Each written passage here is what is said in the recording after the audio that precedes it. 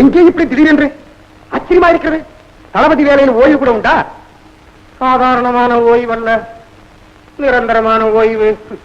எப்போது பார்த்தாலும் வேடிக்கையாய் பேசிக் கொண்டே இருக்கிறாய், சிரிப்புத்தான் வரவே மாட்டேங்கிறது. அப்படிப்பட்ட துக்கம் தங்களுக்கு என்ன வந்தவோ? அது கிடக்கட்டும். சுவை நீர் ஏதாவது சாப்பிடுகிறீரா? சாப்பாடு போட்டால் மிகவும் நலம். கையில் இருந்த நகைகளை எல்லாம் விட்டு தின்று விட்டேன், கத்தி முதல் கொண்டு. சுருக்கமாக சொல்ல போனால் பட்னி. வா வா, முதலில் போஜனம் மறுத்தலாம். வா. அவ்வளவுதான். மரியாதையாக வெளியேறு என்று சொல்லிவிட்டார். வேற என்ன செய்வது?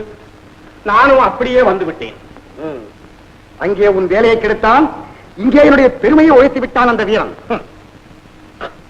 அவன் இருக்கும் இடமெல்லாம் நமக்கு அவமானம் தான். அவனை சும்மா விடவே கூடாது, கூடவே கூடாது. ஒரு கெட்டிக்காரன் வந்து விட்டால் 10 சோம்பேறிகள் சாப்பிடுவது நின்றுவிடும். அதற்கு ஒரு சரியான திட்டம் வகுக்கத்தான் வேண்டும். நான் ஒன்று சொல்லுகிறேன். ஒன்றென்ன? 9,000 சொல். அடிதடி ஏற்பட்டு காயம்படாத வகையில் கணக்கற்ற திட்டங்களை தீட்டு. அதுவும் சரிதான். ஏன் இப்படி செய்தாலும் எப்படி? நான் மாறுவேடத்தில் வருகிறேன், நீ மன்னனிடம் என்னை சேர்த்து விடு. அந்த வீரனை துண்டு துண்டாக விட்டுகிறேன். என்ன மாறுவேடம் புனைவது?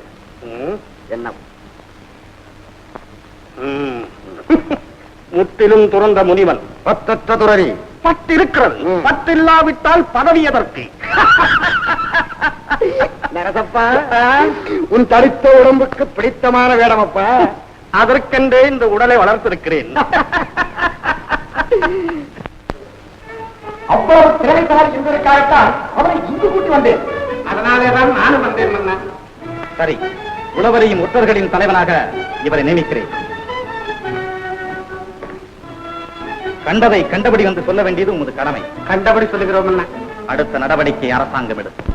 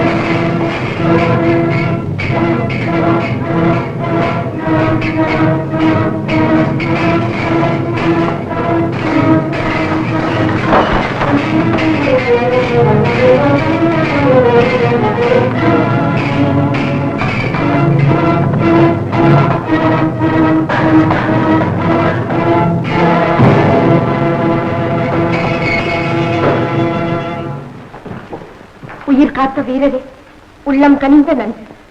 உயிர் மட்டுமல்ல, உங்கள் உடனே பத்திரமாக இருக்கிறது. நான் வருகிறேன். இந்த நேரத்தில் எங்கே போகிறீர்கள்?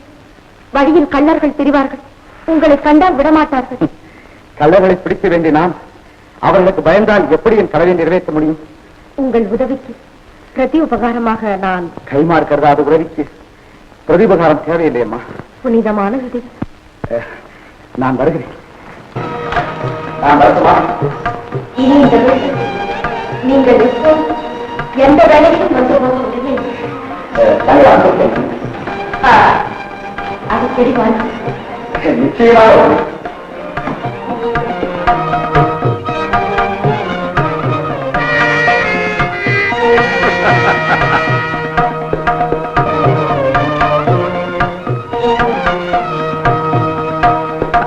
முயற்சியின் ஆரம்பமே வெற்றி. யாருக்கு? வீரனுக்கா? ஆம், வீரனுக்கும் வெற்றி, அதோடு நமக்கும் வெற்றி. அது எப்படி எப்படி என்று கேட்கிறாயா? வீரன் வெள்ளையம்மாளை காதலிக்கிறார், மன்னரும் காதலிக்கிறார். அதாவது ஒரு பொருளுக்கு 2 பேர் போட்டி. இந்த நாடகத்தின் முடிவில்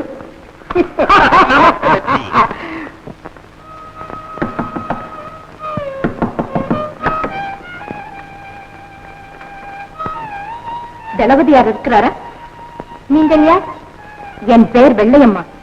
அரண்மனை கலாமண்டபத்தில் நாட்டியம் ஆடுவது என் உத்தியோகம். வீரரை பார்க்க வேண்டும். ஏன், என்ன வேண்டும்? நேற்றிரவு வீரர் என் வீட்டுக்கு வந்திருந்தார். இந்த விருதை என் வீட்டிலேயே விட்டுவிட்டு போய்விட்டார். அவர் வந்ததும் இதை கொடுத்து விடுங்க.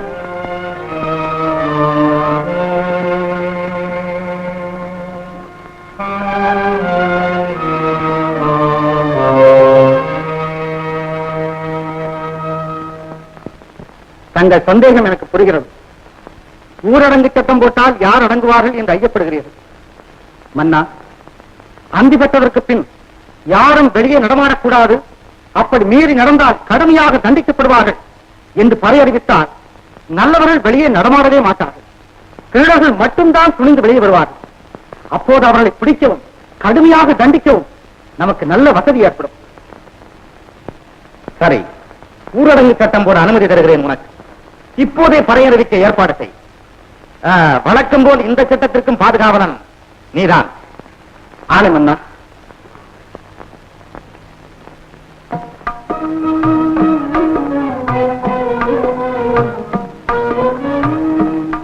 பாவல்லையம்மா. கூப்பிட்டீர்களா? ஆமா.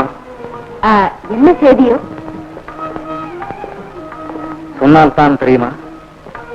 முன்னால் இல்லாத அழை என்னால் புரிந்து கொள்ள முடியவில்லையே. அரியணை காலியாக இருக்கிறது. மறுமணத்திற்கு ஏற்பாடா? அதற்கு வெண்ணடனுமா? மறுமணத்தில் எனக்கு விருப்பமில்லை. எனினும் மலரணையின் தனிமை என்னால் பொறுக்க முடியவில்லை. சின்னவள் நான், என்ன தெரியும் எனக்கு? தெளிவாக சொல்லுங்கள். பாட்டு கேட்டால் பரவசமடைவேன். பாடட்டுமா? ஆட்டம் கண்டால் ஆனந்தம் கொள்வேன். ஆடட்டுமா? அது மட்டும் போதுமா? வேற என்ன வேண்டும்? ஆணையிடுங்க. ஆணையிட்டு கேட்டால் சுவைக்காதென்பார்கள். அன்போடு கேட்கிறேன் உன்னை. முறை எதுவானாலும் கேள்வி ஒன்றுதானே, கேளுங்கள். எனக்கு நீ வேண்டும். இல்லை, மதனா என்று கூப்பிடு. பல நாள் எண்ணம் பார்த்திருந்தேன் காலத்தை. தாளாது இனிமேல் மறுக்காதே. நாட்டியக்காரி தானே என்று விரைவிலே கேட்டுவிட்டீர்கள். வெள்ளையம்மா, விளக்கம் வேண்டாம். காதல் கொண்ட மனதிற்கு காரணகாரியம் எதுவுமே தேவையில்லை. சரி என்று சொல்.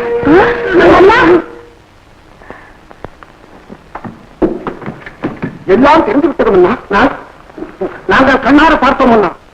வெள்ளையம்மாளுக்கு காதல் ஏற்பட்டு விட்டது.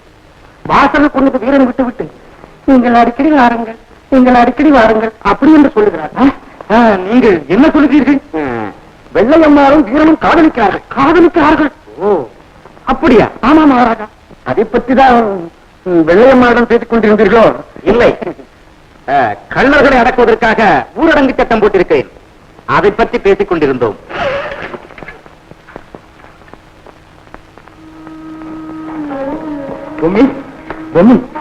சரியான திட்டம் ஒன்று தீட்டி அதை மன்னரின் துணை கொண்டு சட்டமாக மாற்றிவிட்டேன். நாளை முதல் இரவிலே யாரும் தெருவிலே நடமாடவே முடியாது. அப்படி என்றால் இனி பயமே இருக்காது. பயமே இருக்காது.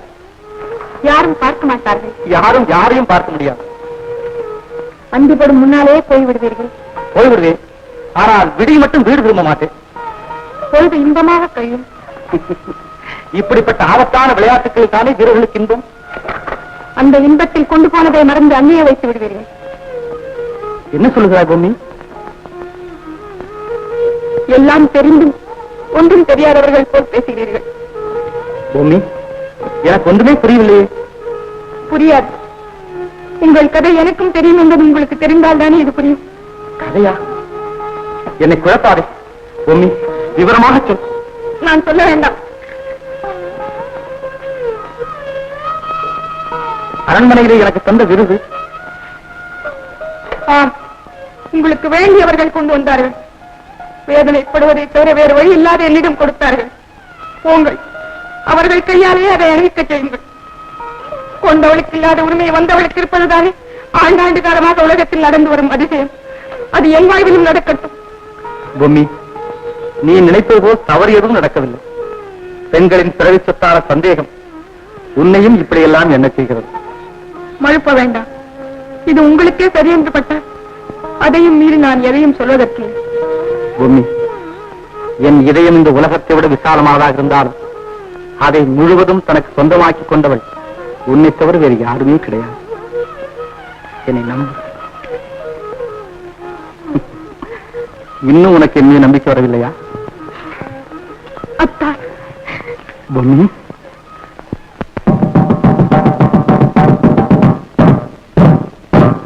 இதனால் சகலமான ஜனங்களுக்கும் தெரிவிப்பது என்னவென்றால், சூரிய அஸ்தமனத்திற்கு பின் அரசாங்க வீரர்களை தவிர வேறு யாரும் வெளியே நடமாடக்கூடாது. மீறி நடமாடினால் கடுங்காவல் தண்டனை விதிக்கப்படும். கள்ளர்களோடு யாராவது தொடர்பு வைத்திருப்பதாக சந்தேகிக்கப்பட்டாலும் மாறுகை வாங்கப்படும். இது திருமலை மன்னர் உத்தரவு.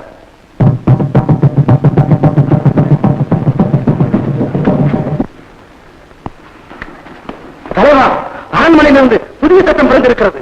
என்னது? ஊரடங்கு உத்தரவு போட்டிருக்கிறார்கள். இரவிலே யாரும் வெளியே நடமாடக்கூடாதான். அதனால் என்ன, பகலிலே திருடுவோம். அது எப்படி முடியும் தலைவா? சந்தர்ப்பத்துக்கு தக்கபடி சாகசம் புரிந்து கொள்ளையடியுங்கள். போங்கள். இரவு திருட்டை அடக்கினோம், பகல் திருட்டு வளர்ந்து விட்டது. தளபதி அவர்கள் திருட்டை அடக்குவதற்காக அது உங்கள் வேலை. நான் காலம் நேரம் பார்க்கிறேன். திட்டமில்லாத செயலும் செயல் புரிய முடியாத திட்டமும் எந்த பயனும் தருவதில்லை. போதும் விரும்பு. விரைவில் நீ கள்ளர்களை பிடித்தாக வேண்டும். அந்த வேலை எப்போது முடியும் என்பதும் எனக்கு தெரிய வேண்டும். நீங்களே சொல்லுங்கள் மன்னா, எத்தனை மாதங்களில் பிடித்து தர வேண்டும்? மாதக்கணக்கில் தவணை கேட்பது மாவீரர்களுக்கு அழகல்லவே. நல்ல வீரர்கள் தவணையை நாட்கணக்கில் கூட கேட்க மாட்டார்கள். ஆனால் நம்முடைய வீரருக்கு வாரக்கணக்காக கொடுக்கலாம். சரி, 10 நாள் தவணை தருகிறேன். அதற்குள் திருடர்களை பிடித்தாக வேண்டும். நீ தங்கள் கட்டளைப்படி. சரி.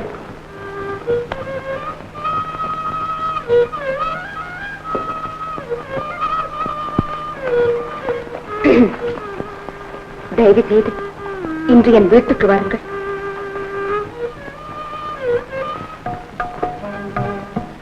கள்ளர்களை பிடிக்க 10 நாள் தவணைக்கு நீங்கள் ஒப்புதல் அளித்திருக்க கூடாது. எப்படி முடியும் என்று கேட்டிருக்கலாம். அதனால் கோழை என்ற பெயர் வந்து விடாது. இல்லை, இன்னும் எனக்கு நம்பிக்கை இருக்கிறது 10 நாள் தவணைக்குள் கள்ளர்களை பிடிக்க முடியும் என்று. ஆனால் மன்னர் என் வீரத்தை சந்தர்ப்பம் ஒன்று ஏற்பட்டு விட்டது என்பதுதான் என் கவலை. விவேகம் இழந்து விட்டார் திருமலை மன்னர். அமைதி இழந்திருக்கிறீர்கள் நீங்கள். அதே நிலைதான் எனக்கு. என்ன? 6 நாழிகைக்குள் ஆடிமுடி என்று மயிலுக்கு கட்டளையிட்டார். அதற்குள் பாடி முடிக்க வேண்டுமே என்று குயிலுக்கு கவலை வராதா? எப்படியோ நல்லவர் வரும்பொழுதுதான் 4 பேருக்கு அவர்களிடம் உள்ள பரிவு வெளிப்படுகிறது. இவ்வளவு பற்றும் பாசமும் என்னிடம் கொண்டுள்ள உங்களுக்கு நான் என்ன கைமாறு செய்ய போகிறேன்? தவணைக்குள் காரியத்தை முடித்து நான் தரும் பரிசை பெற்றுக் கொள்வதுதான் நீங்கள் எனக்கு செய்யும் கைமாறு. நான் ஈடுபடும் காரியம் மிகவும் ஆபத்தானது. இதில் நீங்கள் எப்படி உதவ முடியும்? ஒரு திட்டம். ஏற்கனவே பிடிபட்ட சுருளிமலை கள்ளர்களின் முதுகிலே தேள் பற்றி குத்தப்பட்டிருக்கிறது. அதைப் போலவே நீங்களும் அந்த அடையாளத்தை போட்டுக்கொண்டு அவர்களைப் போலவே நடித்து நாம் இருவரும் அழகர் மலைக்கு செல்வோம். ஆதிமூலா பரமாத்மாவே. ஐயோ, என்ன சுத்தம்! சுவாமிகள் திருப்பரங்குன்றமோ? இல்லை இல்லை, பழனியா இருக்கும். பழனின்னா முட்டை அடிச்சுட்டு வந்திருப்பாங்க. சும்மா சாமியை போய் கிண்டல் பண்ணாத. என்னமோ பாவம் பொழைக்கிறதுக்கு தாடிய கடியா வச்சுக்கிட்டு நீ கத்திக்க. அன்னபூரணி தர்மாத்மாவே, எம்மா புண்ணியவதி மகராசியா இருக்கணும். நெருழி காலம் வாழணும். நெருழி வாழணும்னு சொல்றேனே தவிர உன் வாழ்க்கை பாலைவனமாகி வருது தாயே. என்ன தாயே, வெள்ளையம்மா என்கிற பிசாசு உன் புருஷன் வீரனை பிடிச்சிருக்கு. அது இருக்கிற வரைக்கும் உன் வாழ்க்கையில சந்தோஷம் இல்லை தாயே. பிச்சை வாங்கிட்டு பேசாம போக மாட்டேன். தாயே, நீ ரொம்ப பொறுமைசாலின்னு தெரியுது. ஆனா புருஷன் மேல இருக்கிற பாசம் இதை கேட்டதும் கோபப்பட சொல்லுது. என்ன உள்ளற போயிட்டு பேசாம. எனக்கு ஏம்மா இந்த வம்பு? கண்ணகி பொறுமைதான் அவ கஷ்டத்துக்கு காரணம். நான் வர்றேன் தாய். அந்த கோடி நமஸ்காரம். ஆண்டவா ஆதிமூலா பாண்டவா.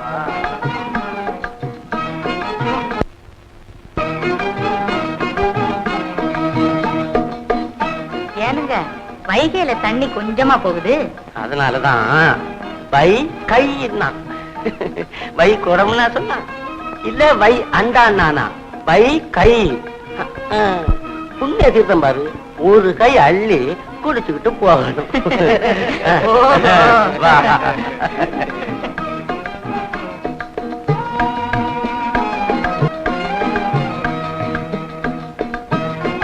வாங்க வாங்க.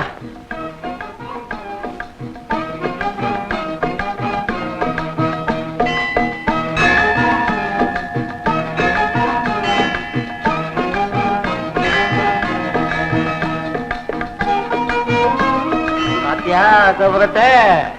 ஆமாங்க, கோபுரத்தை கொத்தனாருங்க செஞ்சாங்க. அத தூக்கி நிறுத்தினவங்க யாரு? அதுதானே தெரியல. சரி, வீரனை கேட்டுக்குவோம். அப்படிவா உட்கார்ந்து பேசுவோம்.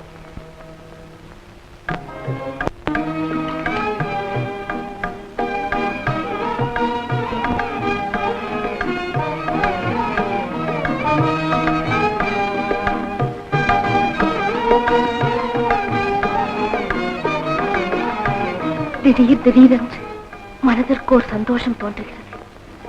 அந்த நேரங்களில் இந்த உலகமே மறந்து போகிறது. வாழ்க்கை முழுவதும் இப்படியே இருக்கக்கூடாதா என்று ஒரு எண்ணம் தோன்றுகிறது. இது எனக்கு மட்டும்தானா, இல்லை எல்லா பெண்களுக்குமே இப்படித்தானா? நீங்கள் என்ன சொல்லுகிறீர்கள்? நான் என்ன சொல்கிறேன் என்று எனக்கே புரியவில்லை. எதையோ நினைக்கிறேன், எதையோ சொல்கிறேன்.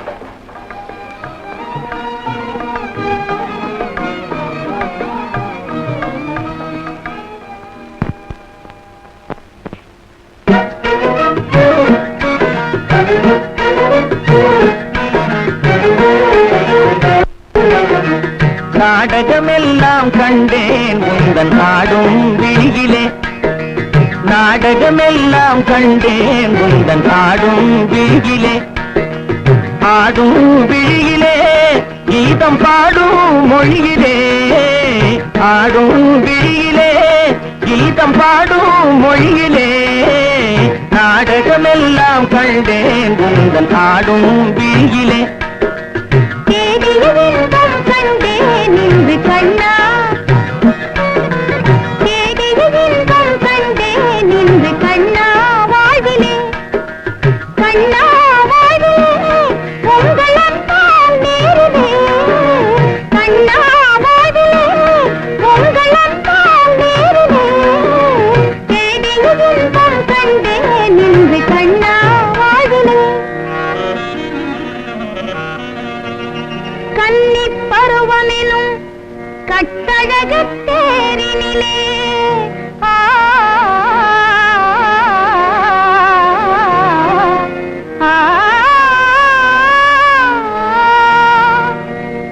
என்னையே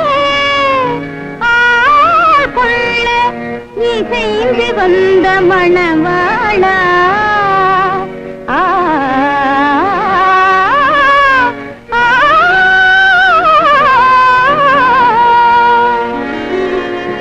அன்னம் நடை பயில அசைந்து வரும் பூங்கொடியே,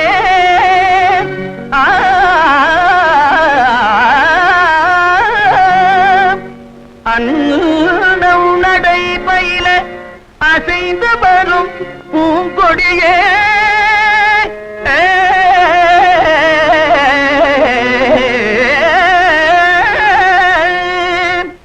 உன் அழகை பார்த்திருக்கும் கண்ணே சுவாமி, உன் அழகை பார்த்திருக்கும் என்னாலும் திருநாளே.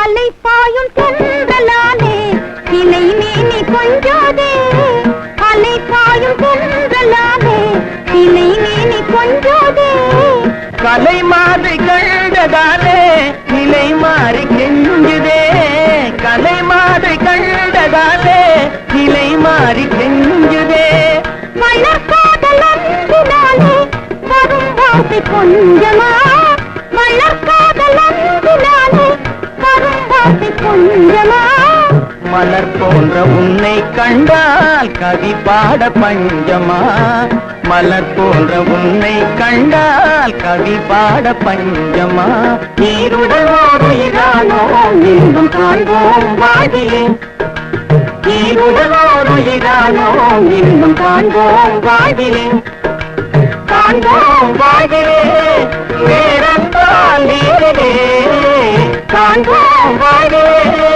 வேறென்றால் நேரிலே, நீரோருயிரானோ இன்பம் காண்போம் வாழ்விலே.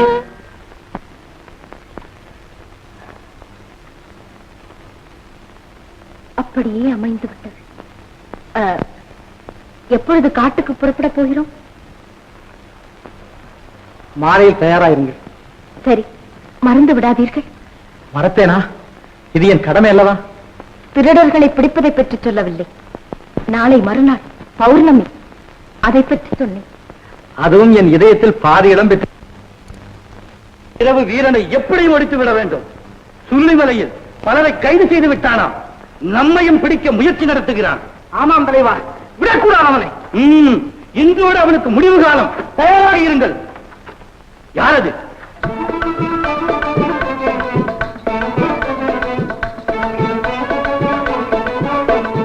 சுருளிமலை தலைவரிடமிருந்து வந்திருக்கிறார்கள்.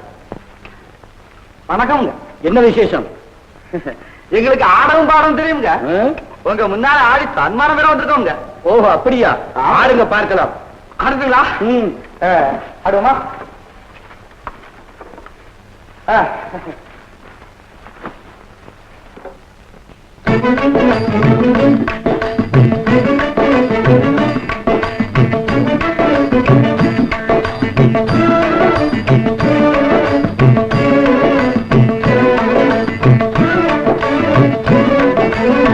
எட்டி பிழைக்கும் தொழிலே சரிதானா எண்ணிப்பார் பாருங்க. எட்டி பிழைக்கும் தொழிலே சரிதானா எண்ணி பாருங்க. ஐயா எண்ணி பாருங்க. ஐயா எண்ணி பாருங்க.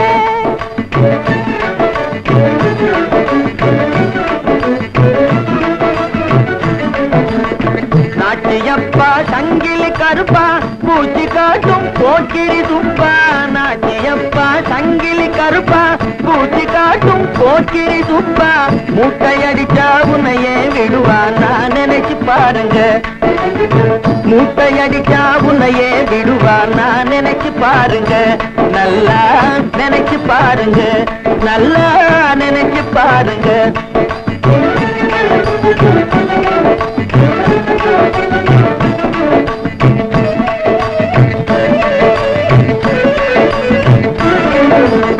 கேட்டை போடும் புள்ளிகள் எல்லாம் கோட்டை விட்டு கம்பி எண்ணணும். திரையில் கம்பி எண்ணணும்.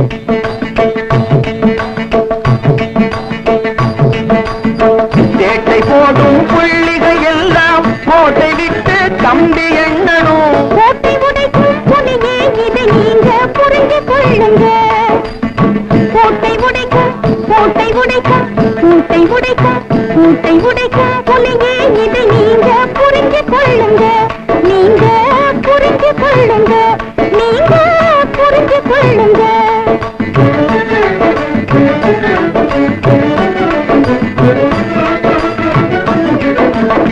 காலமெல்லாம் வழிப்பறி கொள்ளை கண்ணம் போட்டு பிழைப்பதும் கொள்ளை. காலமெல்லாம் வழிப்பறி கொள்ளை கண்ணம் போட்டு பிழைப்பதும் கொள்ளை. கனவில் போக வேண்டாம் ஐயா நல்லா கேளுங்க. கனவில் போக வேண்டாம் ஐயா நல்லா கேளுங்க. ஐயா நல்லா கேளுங்க. ஐயா நல்லா கேளுங்க.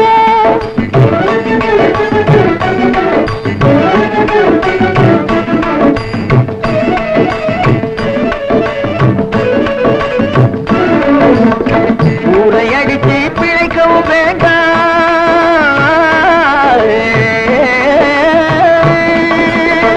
ஊரை அடிச்சு பிழைக்கவும் வேண்டாம். யாருக்கும் நீ பயப்பட வேண்டாம். ஊரை அடிச்சு பிழைக்கவும் வேண்டாம். யாருக்கும் நீ பயப்பட வேண்டாம். ஏறி பிடிச்சி மானம் பெரிதாய் வாழ வேணுங்க. ஏறி பிடிச்சி மானம் பெரிதாய் வாழ வேணுங்க. நாமே வாழ வேணுங்க. நாமே வாழ வேணுங்க. ஏற்றி பிழைக்கும் தொழிலே சரிதானா எண்ணி பாருங்க. ஐயா எண்ணி பாருங்க. ஐயா எண்ணி பாருங்க. சபாஷ் சபாஷ் முடியாண்டி, நீ அனுப்பிய ஆட்களின் ஆட்டமும் பாட்டும் மிகவும் நன்றாக இருக்கிறது. இவர்களை நான் அனுப்பவில்லையே. அவர்கள் அனுப்பினார். என்னது நீ அனுப்பவில்லை? நான் அனுப்பவில்லை. ஏய், யார் நீ? என் பேர் சோழன் சொன்னாங்க. என் பேர் சொக்கீங்க. என்ன உணர்கிறாய்? உண்மையை சொல். இவங்க